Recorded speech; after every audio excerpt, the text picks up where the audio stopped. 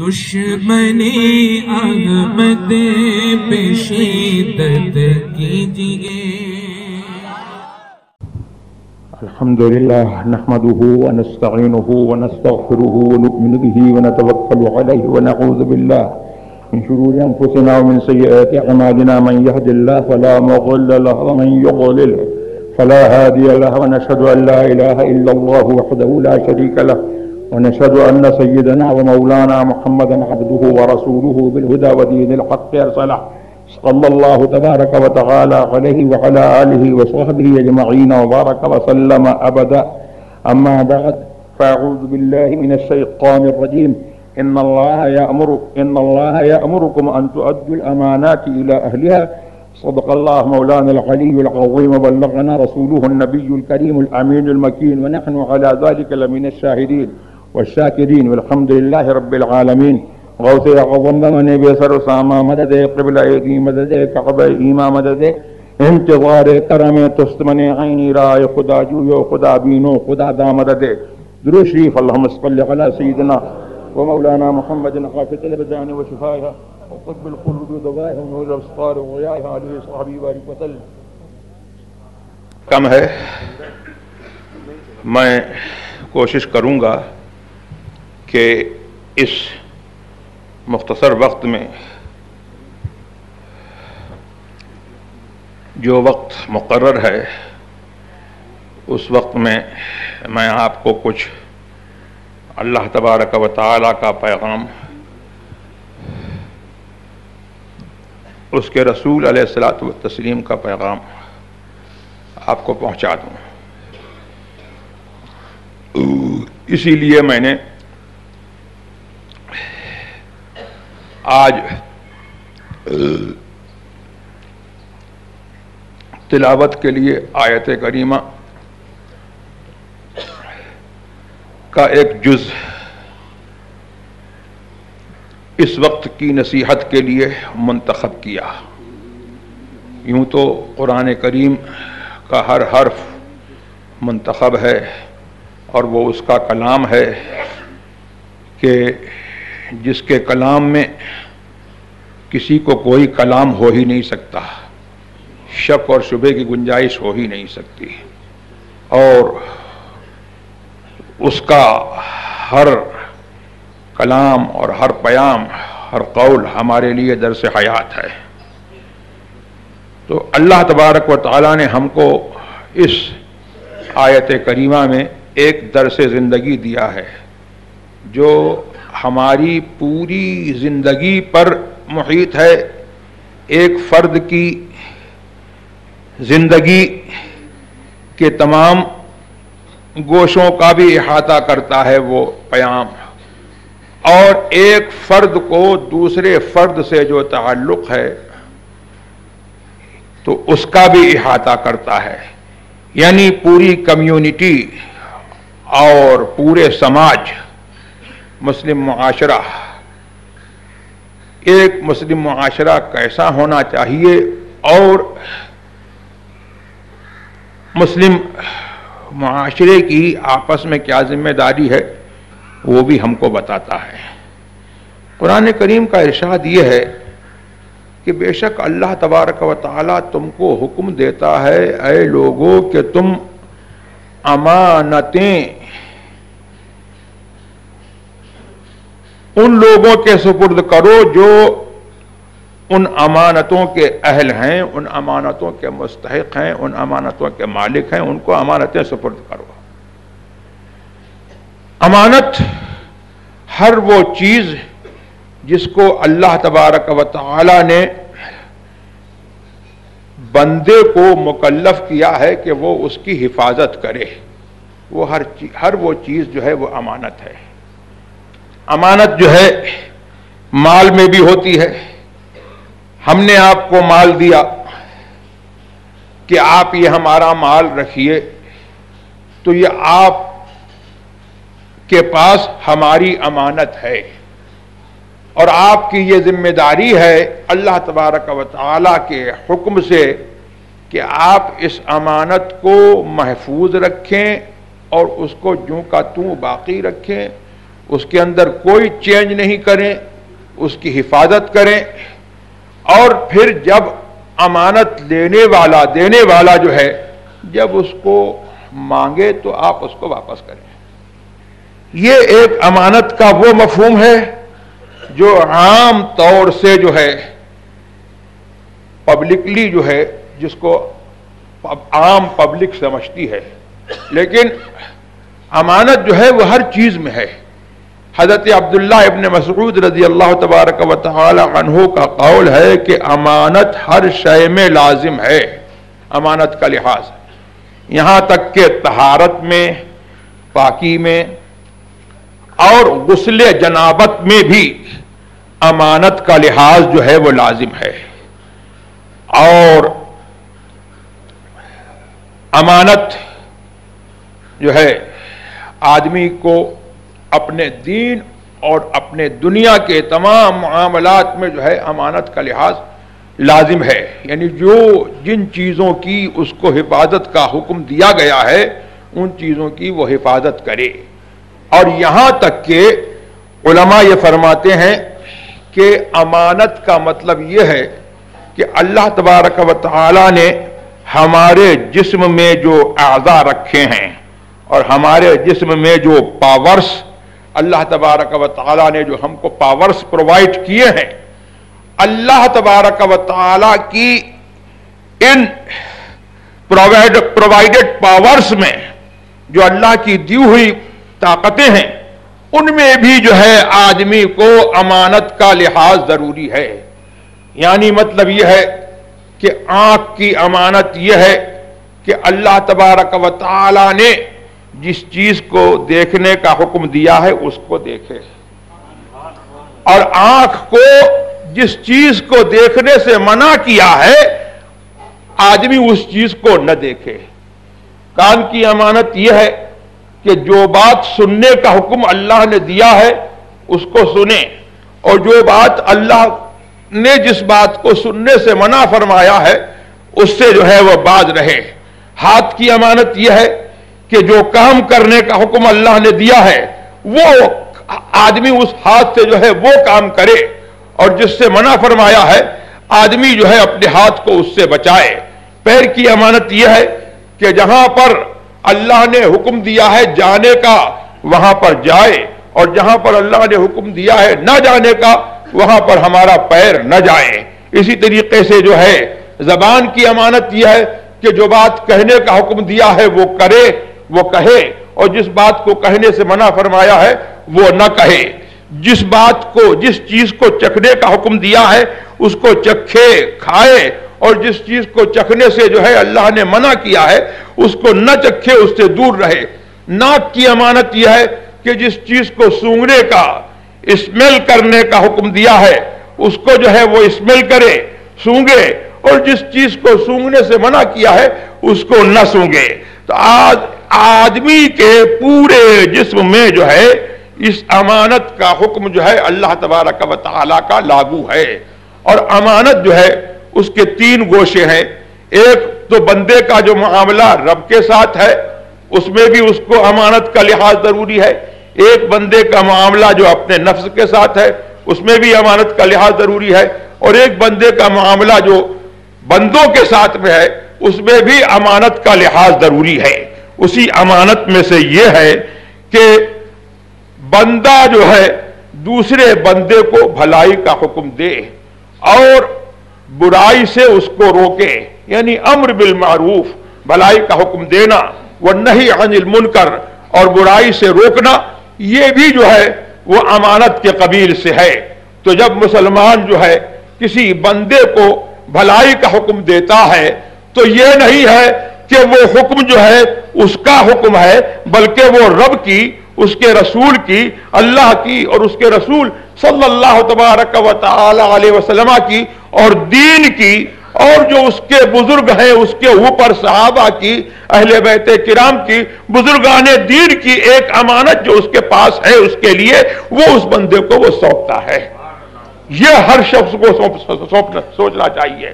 اور جب وہ کسی بات سے منع کرتا ہے تو گویا کہ اس کے پاس جو اللہ و رسول کی، بزرگان دین کی امانت ہے تو وہ اس کو جو ہے उसको वो सौंपता है। तो इसी तरीके से जो है आदमी अगर जो है अमानत का लिहाज कर ले तो ये मुआशरा, पूरी होल मुस्लिम कम्युनिटी जो है, ये मतलब यह है कि सुधर सकती है और संवर सकती है। और कैसी हो सकती है?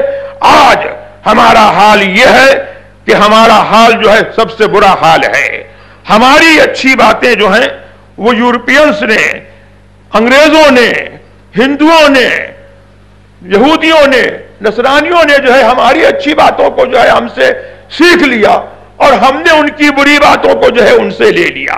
अगर हम अब इस अमानत का लिहाज रखें, जिस अमानत की हिफाजत का अल्लाह ने हमको हुक्म दिया है, तो हम जो है एक मिसाली कौम और एक पियरलेस कौम, एक यूनिक कौम और एक जो है मिसाली कौम जो है हम दुनिया के सामने हो सकते हैं कि दुनिया जो है हमारा चेहरा देखेगी, हमारे उठने को देखेगी, हमारे बैठने को देखेगी, हमारे बिहेवियर्स को देखेगी, तो दुनिया जो है हमको देख करके जो है वह सुधरेगी। तो ये जो है अल्लाह तबारक व तआला का पैगाम है। और अमानत का मतलब ये भी है कि आपके पास अगर किसी का राज है तो उस राज की हिफाजत करें। आपके पास अगर किसी का राज है तो उस राज की हिफाजत करें, यानी बंदा दूसरे बंदे के राज की हिफाजत करे। और यह भी है कि अल्लाह रसूल का अगर कोई राज आपके पास है तो आप जो है उस राज की हिफाजत करें।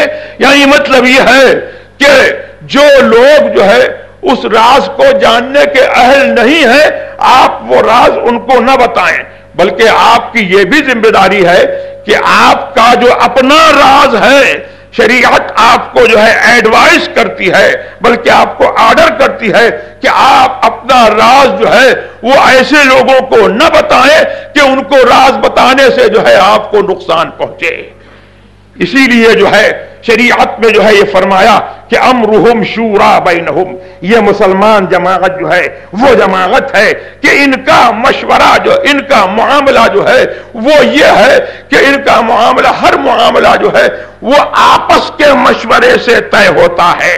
मुसलमान की शान नहीं है कि दूसरे गैर मुस्लिम से वो मशवरा करे। मुसलमान की शान ये नहीं है कि गैर मुस्लिम को अपना राज बताए। मुसलमान की शान नहीं है कि गैर मुस्लिम को अपना राजदार बनाए, बल्कि मुसलमान की शान यह है कि मुसलमान मुसलमान से मशवरा करे, मुसलमान मुसलमान को अपना राज बताए और मुसलमान मुसलमान को अपना राजदार बनाए। और मुसलमान जो है हर छोटे से छोटे मामले में, बड़े से बड़े मामले में, दीन के मामले में, दुनिया के मामले में मुसलमान जो है मुसलमान से इन टच रहे। ये मुसलमान की शान नहीं है कि अपने जो है मामलात में जो है वो दूसरों को दखील करे। अगर यही तो बड़ी बात है कि आज जो कौमे मुस्लिम को नुकसान पहुंच रहा है, वो बात क्या है?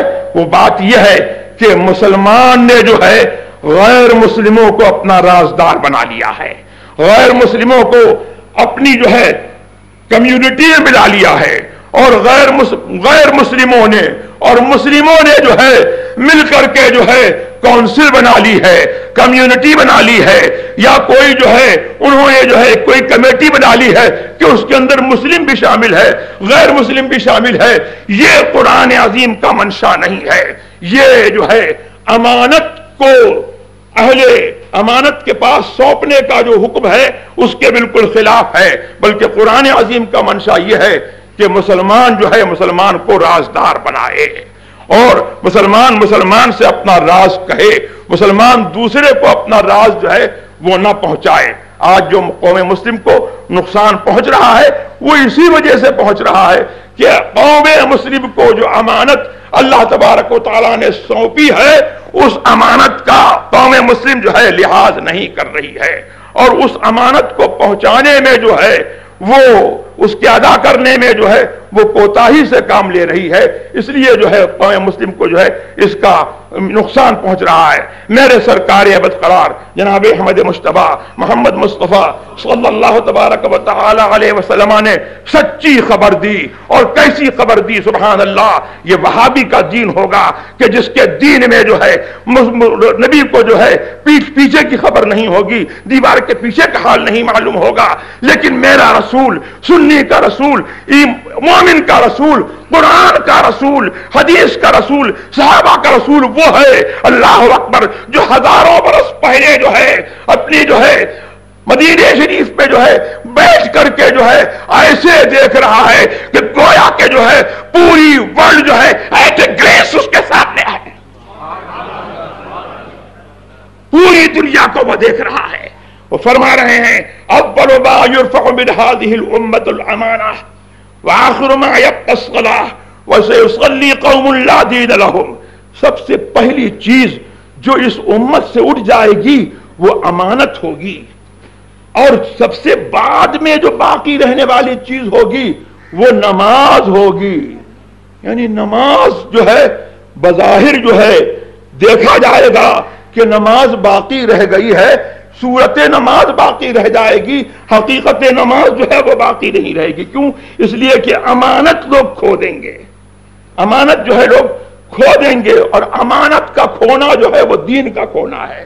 میرے سرکار سے ایک حدیث میں مروی ہے، ایک صحابی نے کہا کہ سرکار نے ہم کو جب بھی خطبہ دیا تو کم ایسا ہوا کہ سرکار نے یہ نہ کہا ہو کہ لا ایمان لمن لا امانت لہ، الا لا ایمان لمن لا امانت لہ، الا لا ایمان لمن لا امانت لہ، الا لا ایمان لمن لا امانت لہ، ولا دین لمن لا عہد لہ۔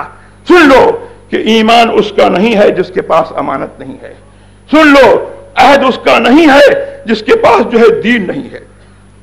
تو اللہ کی طرف سے جو عہد ہے حفاظت کا، تم اس کی امانت کی حفاظت کرو گے تو اللہ کی طرف سے جو ہے اس کے ذمہ کرم پر ہے کہ تمہارے دین کی حفاظت کرے گا، تمہاری حفاظت کرے گا۔ اور اگر تم اس کی امانت جو ہے کھو دو گے تو اللہ کے لیے جو ہے ایسی قوم کے لیے کوئی عہد نہیں ہے، نہ دنیا میں تمہاری حفاظت ہوگی، اور اگر معاذ اللہ رب العالمین کسی اور حالت پر مرے تو آخرت کا حال تو جو ہے اس سے بھی برا ہے۔ تو ایمان جو ہے امانت کا کی حفاظت کرنا جو ہے یہ ایمان کا جو ہے بہت بڑا جز ہے، اور امانت جو ہے ایک معنی میں جو ہے وہ ایمان ہی ہے، اور کلمہ طیبہ بھی جو ہے وہ امانت ہے۔ اب بہت سے لوگ ایسے ہیں کہ کلمہ طیبہ تو پڑھتے ہیں، لیکن کلمہ طیبہ پڑھنے کے ساتھ ساتھ جو ہے جو کلمہ طیبہ کا مفہوم ہے وہ اس مفہوم کو جو ہے ادا نہیں کرتے ہیں، اور کلمہ طیبہ پڑھتے ہیں اور گویا کہ وہ سمجھ کر کے نہیں پڑھتے ہیں۔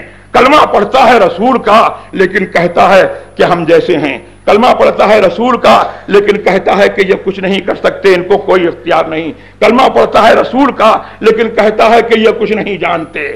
تو پھر کلمہ پڑھنا جو ہے یہ کس کام کا ہے؟ کلمہ ہم کو بتاتا ہے کہ جس کا ہم کلمہ پڑھ رہے ہیں وہ ہمارا حاکم ہے۔ رسول تو اب انسان تو ہے لیکن ایسا انسان ہے کہ اس جیسا کوئی انسان نہیں ہے، وہ ہمارا حاکم ہے۔ کلمہ پڑھتے ہیں ہم رسول کا تو کلمہ ہم کو یہ بتاتا ہے کہ وہ ایسا جاننے والا ہے کہ وہ خدا کے راز کو جانتا ہے، اور خدا کے راز کو اس نے ہم تک پہنچایا ہے جان کر کے۔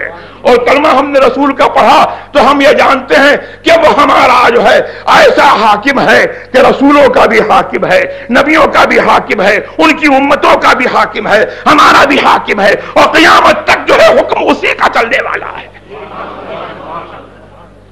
اب اس حاکم نے جو ہے ہم کو منع کیا کہ غیر مسلموں کو رازدار مت بناؤ، غیر مسلموں سے مت ملو، تو اب جو ہے وہ کہیں جو ہے کسی بھی نام سے جو ہے کوئی کونسل بنے جس میں غیر مسلموں کو جو ہے شریک کیا جائے وہ خدا کے اور اس کے رسول کے حکم کے خلاف ہے۔ اعلیٰ حضرت نے جو ہے اسی لیے جو ہے ندوے کا رد کیا تھا۔ حضور کے زمانے میں بھی جو ہے ندوہ تھا، حضور کے زمانے میں جب حضور تشریف فرما تھے تو بھی ندوہ تھا۔ تو ندوے کا کیا کام تھا؟ ندوے کا کام یہ تھا کنسپائریسی اگینسٹ مسلم۔ اس کا کیا کام تھا؟ کنسپریسی اگینسٹ مسلم، مسلمانوں کے خلاف جو ہے سازش کرنا اور رسول کے خلاف سازش کرنا. اس زمانے کے ندوے والے جو ہے کیا سوچتے تھے؟ رسول کو قتل کر دو معاذ اللہ، رسول کے دین کو جو ہے برباد کر دو معاذ اللہ، رسول کو قید کر دو معاذ اللہ، رسول کو ان کے گھر سے نکال دو، ان کے شہر سے نکال دو. یہ سب قرآن کریم کے بارے میں، قرآن کریم میں ان کی سازشوں کا اللہ تبارک و تعالیٰ نے ذکر کیا. تو اس زمانے میں جو ندوہ تھا وہ بھی رسول کے خلاف جو ہے سازش کرتا تھا. اب اس زمانے کا ندوہ جو ہے اس نے بھی جو ہے رسول کے دین کے خلاف یہ سازش کی اور اس نے نعرہ لگایا کہ ہر کلمہ گو مسلمان ہے. میں کہتا ہوں کہ ہر کلمہ گو مسلمان ہے. یہ بات جو ہے اپنے اطلاق پر ایبسلوٹلی جو ہے یہ بات صحیح نہیں ہے. وہ کلمہ گو مسلمان ہے جو رسول اللہ صلی اللہ تبارک و تعالی کو غیب داں سمجھتا ہے، جو ان کو اپنا حاکم سمجھتا ہے، جو ان کے پورے دین پر ایمان رکھتا ہے، وہ کلمہ گو مسلمان ہے. اور وہ کلمہ گو مسلمان نہیں ہے کہ کلمہ تو پڑھتا ہے لیکن رسول کے دین کے خلاف کنسپریسی کرتا ہے.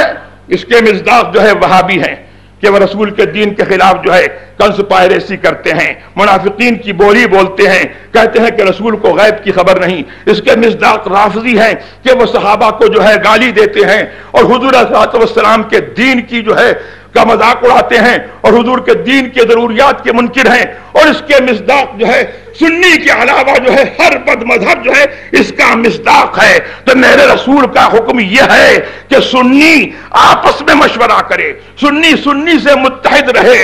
تو اس زمانے کا ندوہ جو ہے رسول کے خلاف کنسپائریسی کرتا تھا. اس زمانے کا ندوہ جو ہے وہ بھی رسول کے دین کے خلاف کنسپائریسی کرتا ہے.